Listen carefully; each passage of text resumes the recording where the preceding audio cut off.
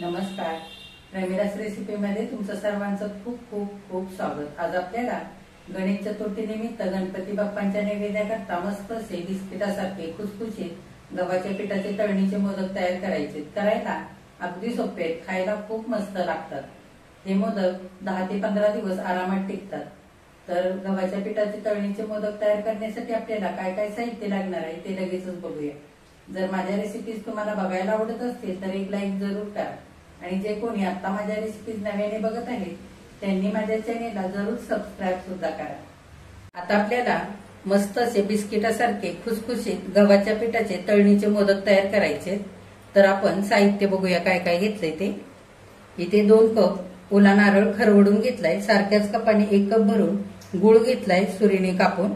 सारख्याच कपाने 1 कप भरून गव्हाचं पीठ हलक्या हाताने दाबून भरून घेतलंय. सारख्याच कपाने पाव कप बारीक रवा घेतलेला आहे. या जागी तुम्ही जाड रवा सुद्धा घेऊ शकता. 1 चमचाभर वेलची पावडर, 5-6 काजूचे बारीक काप करून घेतलेत. थोडंसं जायफळ लागेल. 5-6 बदामाचे काप करून घेतलेत. चवीनुसार मीठ, 1 चमचा खसखस आणि आपल्याला थोडंसं तूप लागेल. आता आपण आधी सारण तयार करूया. पॅन मी इथे गॅसवरती ठेवलेला आहे सारण तयार करण्यासाठी. आपण चमच्यावरून तूप घालूया. तूप चांगलं गरम होऊ द्यायचं. आता तूप चांगलं गरम झालंय. खसखस घालूया. खसखस चांगली फुलू द्यायची. खसखस चांगली फुललेली आहे. आता आपण ओला नारळ खरवडून घेतलाय तो घालूया. हे बघा 2-3 मिनिटं छान खोबरं मध्यम गॅसवरती परतवून घेतलेलं आहे. खोबऱ्यातला सगळा ओलावा कमी झालेला आहे. त्याच पद्धतीने खोबरं आपल्याला परतवून घ्यायचं म्हणजे काय होईल, आपले मोदक छान 10 ते 15 दिवस टिकण्यासाठी मदत होईल. आता आपण गुळ घालूया. तुमच्या आवडीप्रमाणे तुम्ही इथे गुळ कमी जास्त करू शकता. जेवढा आपण कपाने खोबरं मोजून घेतलं होतं त्याच्या अर्धा इथे मी गुळ घेतलेला आहे. गुळ आणि खोबरं छान आता एकजीव करून घेऊया. आता मध्यम गॅस करून 2-3 मिनिटं गुळ छान खोबऱ्यामध्ये एकजीव होईपर्यंत, वितळेपर्यंत एकसारखं आपल्याला असं परतवून घ्यायचंय. गॅस फास्ट करायचा नाही, मध्यम गॅसवरतीच छान खोबरं आणि गुळ परतवून घ्यायचं. हे बघा 3-4 मिनिटानंतर गुळ आणि खोबरं छान एकजीव झालेलं आहे. असं छान परतवून घ्यायचं. 2-4 मिनिटं गुळ आणि खोबरं परतल्यानंतर गुळ चांगला खोबऱ्यामध्ये एकजीव झालेला आहे. सारण इथे आपल्याला छान असं रसरशीत करायचंय. फार असं सुकं किंवा फार असं सैलसर असं ठेवायचं नाही. सुकं जर सारण झालं तर काय होतं, मोदक भरून घेताना मोदक फुटतात आणि थोडेसे कडकही लागतात खाताना. आणि सारण जर खूप सैलसर असं ठेवलं तर लवकर मोदक नरम पडतात, खुसखुशीत राहत नाहीत. त्याच्यासाठी आपल्याला चांगलं हे गुळ खोबरं परतवून रसरशीत असं सारण इथे तयार करायचंय. आता आपण काजू बदामाचे करून घेतलेले काप घालूया. तुमच्या आवडीप्रमाणे इथे तुम्ही घालू शकता. चारोळी, मनुके असं सुद्धा घालू शकता. आता आपण सगळं एकजीव करून घेऊया. आणखी 2 ते 3 मिनिटं चांगलं सारण परतवून घेऊया. आपण 1 चिमटभर मीठ घालूया. सारणाला छान चव येण्याकरता गोडाच्या पदार्थाला अगदी थोडंसं मीठ घालायचं म्हणजे गोडाचे पदार्थ चवीला अगदी छान लागतात. हे बघा सारण छान आणखी 2-3 मिनिटं परतवून घेतलेलं आहे. आता शेवटी आपण वेलची पूड घालूया. शेवटी घालायची म्हणजे वेलचीचा सुगंध छान राहतो सारणामध्ये. जायफळ सुद्धा शेवटीच घालायचं किसून. आपण थोडंसं सुगंधापुरतं घालूया.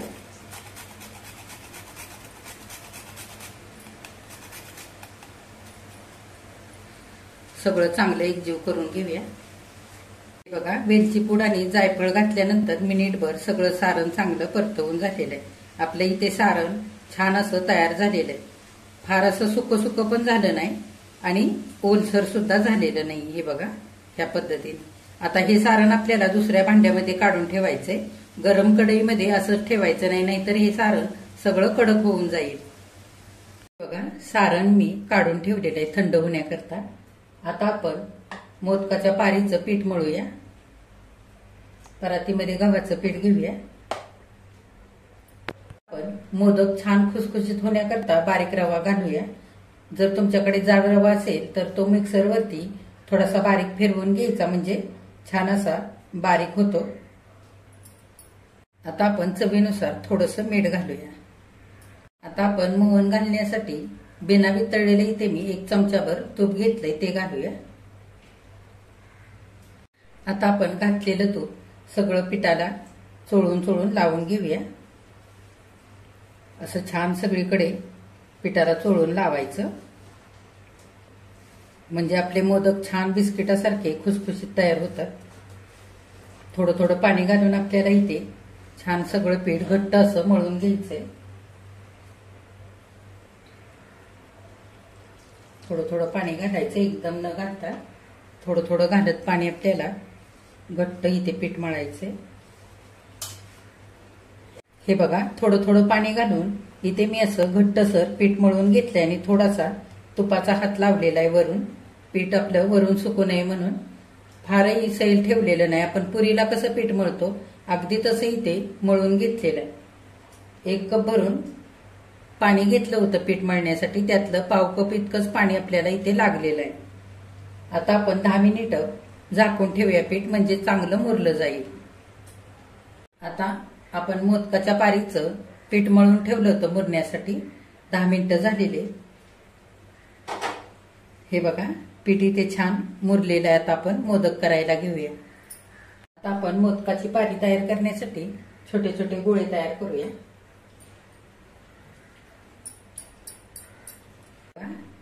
हा पिठाचा गोळा तयार करून घेतलेला आपण गव्हाच्या पिठामध्ये घोळवून घेऊया. अगदी थोडंसं पीठ लावून घ्यायचंय आणि छान पातळ लाटून घ्यायचं. एकसारखं साऱ्या बाजूने लाटायचं. छोट्या पुरीसारखं असं लाटून घ्यायचं. फार पातळही नाही आणि फार जाडही असं लाटायचं नाही. इथे मी पुरीसारखं असं लाटून घेतलेलं आहे. फार जाडही नाही किंवा फार पातळही असं लाटलेलं नाहीये. आता आपण अशा कळ्या पाडून घेऊया.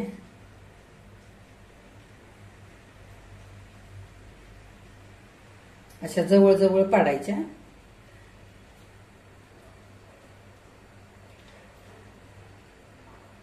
हे बघा, या पद्धतीने अशा कळ्या मी करून घेतलेले.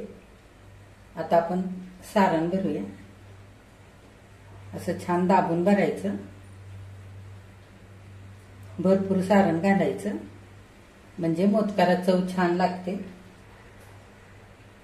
कमी सारण घालायचं नाही, नाहीतर मोदक थोडेसे पिठूळ लागतात.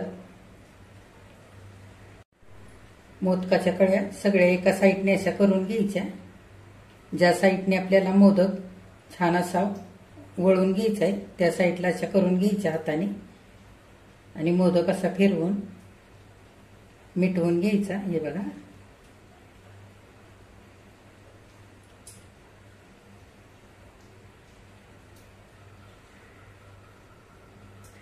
वरती जर थोडंसं पीठ जास्तीचं असेल तर ते काढून टाकायचं.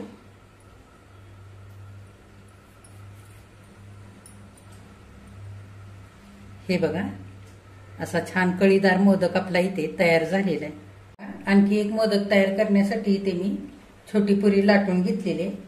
आता आपण सारण भरूया. जर तुम्हाला कळ्या पाडून मोदक करता येत नसेल तर ह्या पद्धतीने तुम्ही मोदक करू शकता.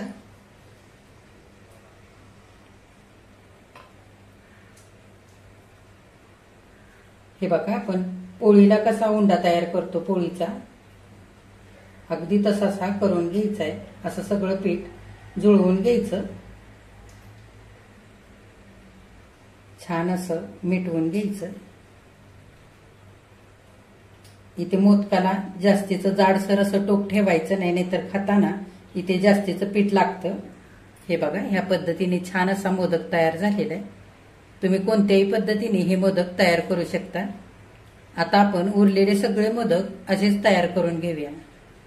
बघा, इथे सगळे मोदक करून तयार झालेले आहेत. जेवढं आपण मोदक करण्यासाठी साहित्य घेतलं होतं त्याच्यामध्ये असे मध्यम आकाराचे 21 मोदक तयार झालेले आहेत. आता हे मोदक आपण तळून घेऊया.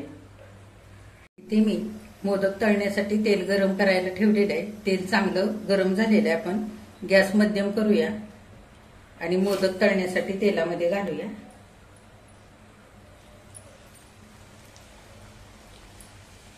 जेवढे मावतील तेवढे घालायचे.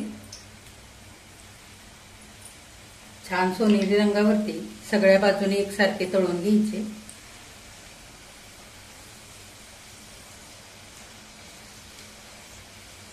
हे बघा, 1 मिनिटानंतर हलक्या हाताने असं मोदकांवरती तेल थोडं थोडं उडवायचं, म्हणजे एकसारखे मोदक तळले जातात. हे बघा, मोदक छान आलटून पलटून सोनेरी रंगावरती खुसखुशीत होईपर्यंत छान असे तळून घ्यायचे.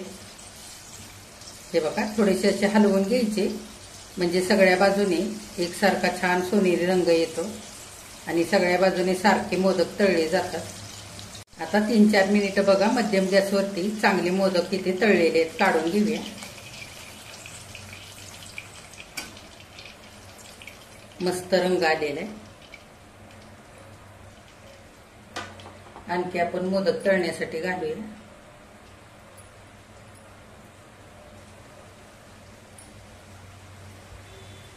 बघा, 1 मिनिट झालेलं आहे. आता आपण मोदक छान असे अलटून पलटून तळून घेऊया. आधी मिनिटभर चांगले तळू द्यायचे आणि नंतरच हलवायचे, म्हणजे मोदकाचं टोक छान असं टोकेरी राहतं. हे बघा, 3-4 मिनिटानंतर मोदक छान आपले इथे तळलेले आहेत. काढून घेऊया. सगळे मोदक ह्याच पद्धतीने बघा, सगळे मोदक इथे तळून तयार झालेले आहेत. मी तुम्हाला ह्यातला एक मोदक तोडून दाखवते. मस्त खुसखुशीत झालेले आहेत.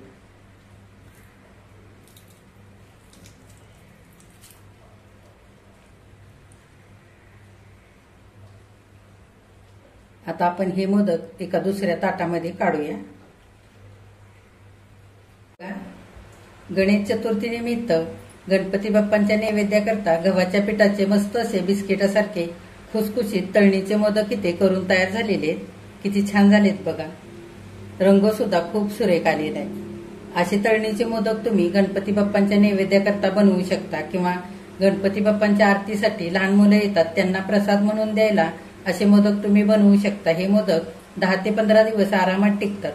ह्याच्या आधी मी माझ्या चॅनेलवरती रसमलाई मोदक, गव्हाच्या पिठाचे पौष्टिक मोदक, रवा नारळाचे मोदक, उकडीचे मोदक अशा बऱ्याच रेसिपी मोदकांच्या टाकलेल्या आहेत. त्या सुद्धा तुम्ही नक्की बघा.